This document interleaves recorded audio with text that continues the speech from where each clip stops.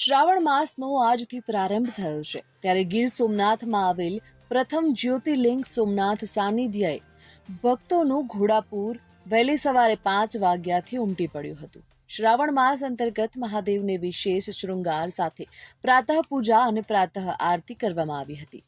પ્રથમ જ્યોતિર્લિંગ સોમનાથ સાનિધ્યએ આજ રોજ શ્રાવણ માસના પ્રથમ દિવસે ભક્તોનું માનવ મહેરામણ ઉમટેલું જોવા મળ્યું.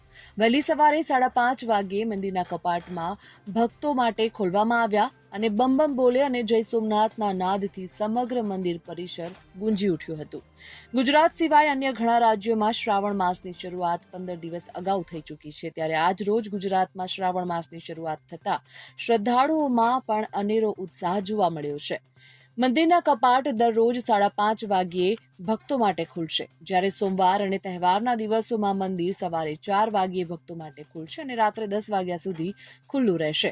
વહેલી સવારે પ્રાતઃ વિશેષ શૃંગાર સાથે મહાદેવની પ્રાતઃ પૂજા અને આરતી કરવામાં આવી હતી.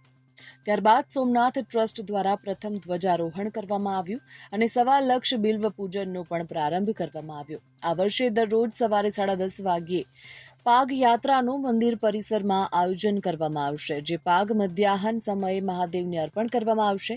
ત્યારબાદ મધ્યાહન શૃંગાર, મધ્યાહન આરતી, સંધ્યા આરતી સમયે પણ વિશેષ શૃંગાર કરવામાં આવશે. Bureau report, Gujarat fight news.